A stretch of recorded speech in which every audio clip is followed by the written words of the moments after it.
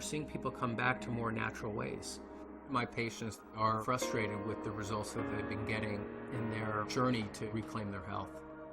When it comes to emergency room and trauma, we're really leaders in the world. But when it comes to overall health, we're mostly managing our pain and suffering. There are definite medications, but they're not turning the condition around. They're allowing you to live as long as you can without that much pain and suffering. So people are forced to look for other ways to manage their health concerns. They're asking the question, is it possible for me to turn the clock back and go to the point in my life where I wasn't sick? Could be 5 years ago or 10 years ago, at that point where their bodies hadn't broken down yet. Well, the science world, not the medical world, is really pointing towards looking very deep in the body at the cellular level. And when you look at that level, you start to see that if the person is ever going to change their health, they have to address helping the smallest unit of their body get healthy again. Normal cells perform many functions essential to maintaining good health. They must be able to take in nutrition and eliminate waste or toxins. Normal cells must defend themselves from intruders like unfriendly bacteria, fungi, viruses, and free radicals, and repair the damage done by them. In addition, cells must work together as a team, communicating with other cells to achieve optimal organ and immune system function. Research has already proven our cells need certain essential nutrients, 26 different vitamins, 72 or more trace minerals, numerous fatty acids, and amino acids. Since our bodies don't produce these, we must get them from our diet. Recently, scientists have discovered that there are at least 8 sugars, called monosaccharides, that our cells also need for optimal function.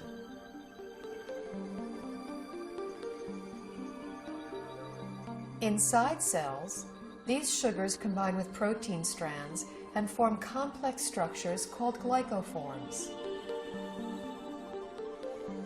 The exterior of a healthy cell is covered with a dense forest of these glycoforms.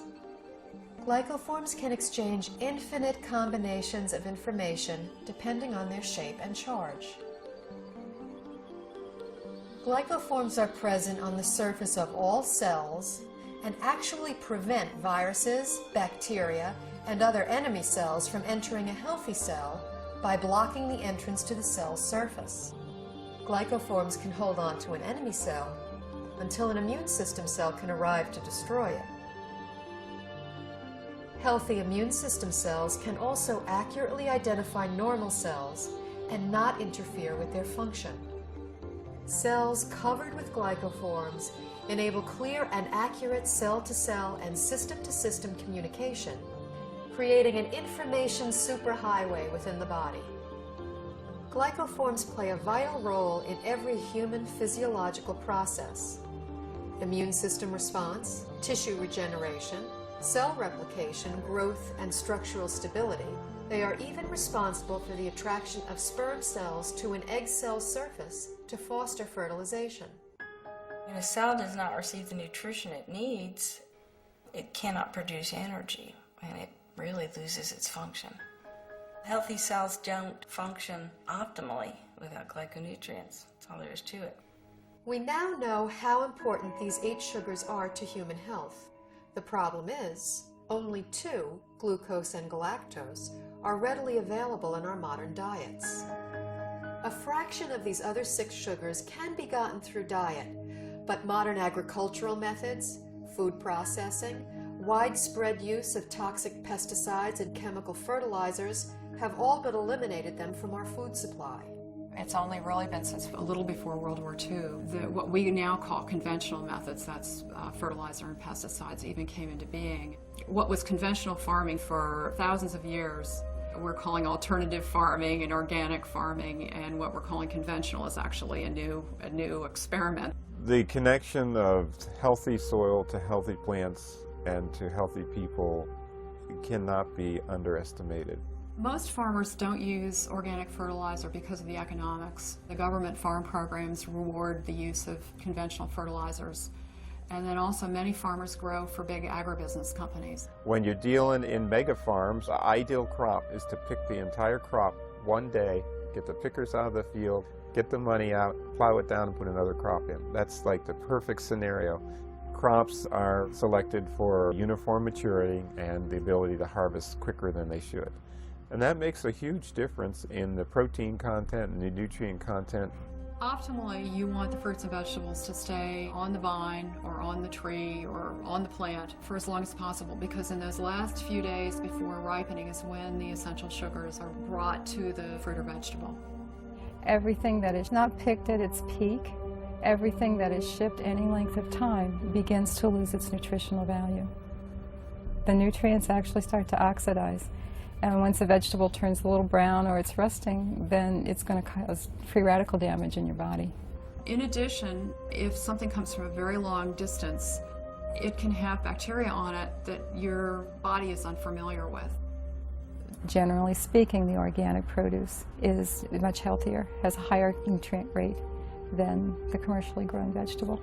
This whole thing of organic versus conventional, there's so few people that eat organic. 95% of the fruits and vegetables that are grown are conventional, which means that only a few people are eating organic foods. What I have my patients do is eat as many fruits and vegetables as you can, wash them, and assume that you're getting about a third of their phytonutrient value. I compared nutritional content of food from 1982 with what statistics are for 1999. I was amazed at the nutrient decline in many fruits and vegetables. Overall, it was an average 25% decline in nutrition across the board. That is staggering. It's shocking. If we are losing 25% of our nutritional content in 20 years, what are we going to have in 20 years from now and 20 years down the road? Pretty soon we're going to be eating water and a little fiber, and that's going to be it. The body, to an extent, can make glyconutrients. That's the job of the liver. However, that is an emergency mechanism, and we're making our own glyconutrients. It's basically a state of starvation. If you don't have enough of the right type of sugars, you have faulty processing. With the faulty processing, things can go wrong. Without vital sugars and a variety of other micronutrients, cells cannot create glycoforms. The result is a breakdown in cellular communication and immune system response. Depleted cells are unable to defend themselves effectively, so cell structures can be damaged and are not effective in healing and regenerating. In this weakened state, cells cannot communicate effectively, compromising the body's ability to identify problems. They are also unable to destroy pathogens such as viruses, bacteria, and fungi, and cannot identify mutated cells so the immune system can eliminate them. For example, when a person suffers from an autoimmune disorder, their compromised immune system may respond inappropriately and treat altered normal cells as intruders and destroy them. It may allow mutated cells to proliferate, or the immune system may not respond at all, leaving the body extremely vulnerable to many types of infectious agents. Because they're not getting everything they need from their diet, people are doing one of two things. The first thing they do is nothing, and many people are ending up with chronic diseases, or they're getting sick more often. Their health is somehow degraded as a result. And other people are using supplements, including supplements of sugars. We need to eat the right foods to make the right structures to have optimal health. There's a break in the link here because we can't get that food anymore in today's modern diet. Therefore, there's a need to supplement with a type of nutrient called a glyconutrient. When I first learned about these glyconutrients, the concepts made sense to me, but I was very skeptical about using them. It seemed like there were a lot of people making claims that it could help with all different sorts of health conditions. And anytime I see that, I throw my hands up and I say, this can't be true. The big shift for me was seeing how many different countries were researching this. The University of Oxford have their own glycobiology institute where they were studying this as early as the late 1980s. Countries all over the world, Japan, Germany, Switzerland, Finland, New Zealand, Australia were looking at these nutrients and their clinical application, as well as in the United States at Johns Hopkins, MIT, University of California, Irvine. Once I realized how crucial these supplements are for human health, I felt compelled to offer them to my patients in my practice. When I started with the patients with the most serious health challenges that I wouldn't be able to help previously, the results that started coming in were amazing. We just started to see people gain their health back. I had a difficult time getting through the day. I had very low energy, and I was not in very good health. I started on the Glyconutritional program big time. Now I don't have a pain in my body. I don't have any restrictions on my capabilities. I feel younger than I was at age 69, and I'll be 79 in a matter of days. Since the time I was 17, I was always on medication and nothing was working. I just started to resign myself to being this sick adult. I took these glyconutrients and it's changed my life completely. I'm on a road of recovery where I feel I'm more alive than I've been in over 10 years. It was to the point where I prayed that if my pain doesn't go away, I just want to die. I went ahead and decided to start taking glyconutrients, and I was completely, within 3 weeks, pain-free. I can do it all again. I feel like it's been given back to me, and that's what I'm thankful for. These type of results I've never seen before in my practice and were exciting to say the least. I believe somewhere in the next 10 to 20 years that this will be in the curriculum of all training because it gets results.